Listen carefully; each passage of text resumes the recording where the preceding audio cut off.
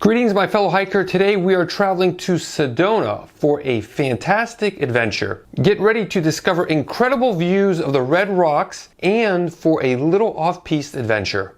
Hi, I'm Brice, the president of Vaucluse, and over the next few minutes I'm going to be sharing with you a wonderful hike up here in northern Arizona. Plus, I'm going to give you an inside view of the cool dry frame, which is very helpful in ventilating your back so that way you sweat less and hike more. Let's dive in. This hike is in Sedona, which is in the Coconino National Forest. And if we look directly on the map, in all trails that I was using, we are south of the city and hiking in an area that is iconic of Sedona and very popular with tourists. Sedona, if you haven't been, is notorious for lots of tourists, so it's nice to find a hidden trail, and that's what we're going to have today.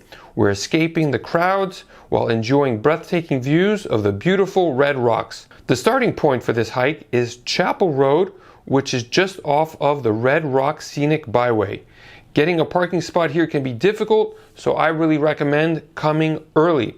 There's a trail you can take called Mystic Trail, which leads you around the two large rock formations called West and East Twin Buttes. The first part of the trail is easy with some incline. As you notice with the metrics from my hike, the incline is about 130 feet. As you go around the first butte, you will see some incredible views, and that's one of the benefits of hiking in Sedona. Great views with not a lot of incline. When in the shade, it can get chilly depending on the time of year you're here, so Sedona is not just all about very hot weather. You then take Hog Heaven Trail just for a moment, and then you will come across another trail. Unfortunately, I don't know the name of this trail. It may be named in some of the apps or other trail maps. I wasn't able to find it. It's visible definitely on the hike, but it isn't listed from what I can see on the Forest Service's map. You're going to see a fork in the road. Take the eastern trail that leads you up to the most northern butte. This is the portion of the trail that is a lot of fun. You get stunning views of the red rocks. You have to do some navigating around the butte, as getting around and down can be challenging. So if you don't have great shoes or you get scared of drop-offs, I would advise not taking this route. It's a lot of fun, but it's also not for beginners. Here are the statistics for the hike.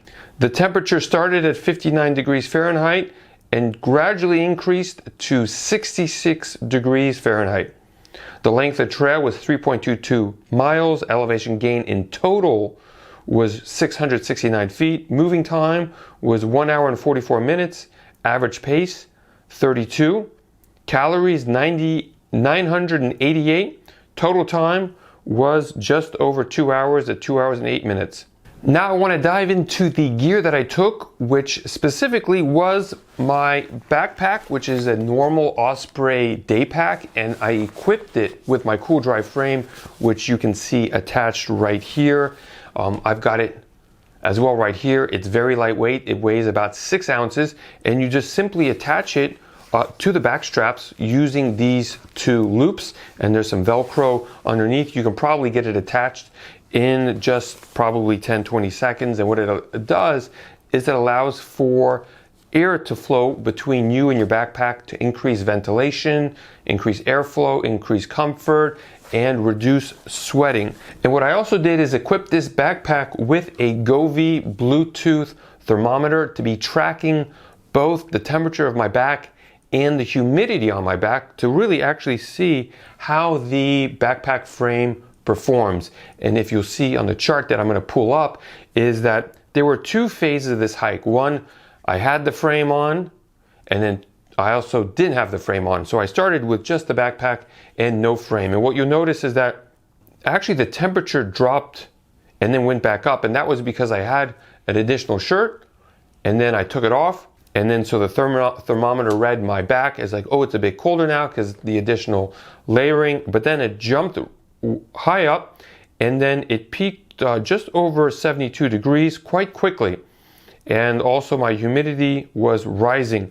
And then I changed and I added the cool dry frame on, and what you see is the rest, the hike, is that the temperature of my back gradually increased, but not by a whole lot, and the humidity stayed the same. Now, from other examples of my hike, what I'm finding is that you probably have to be wearing a backpack more than an hour for your back temperature to really increase. So as you notice here, I didn't have the cool dry frame, and the back temperature only jumped to about 72 degrees quite quickly, and obviously my body temperature is up and running because I'm hiking, and then I put the backpack frame on.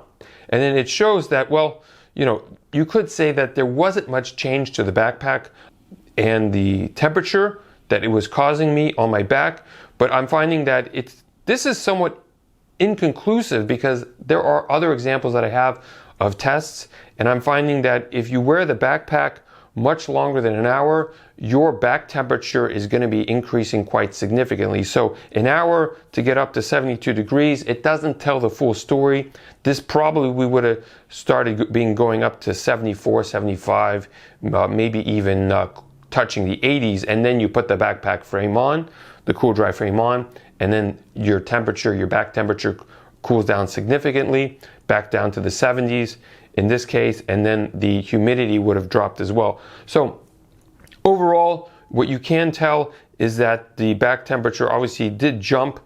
We don't know how high it would have been without the cool dry frame, so definitely the cool dry frame is there.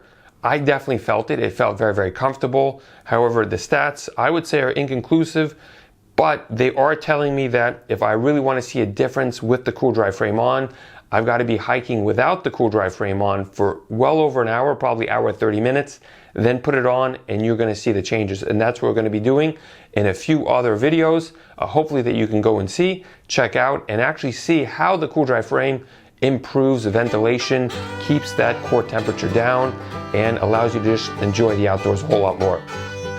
See you on the trails.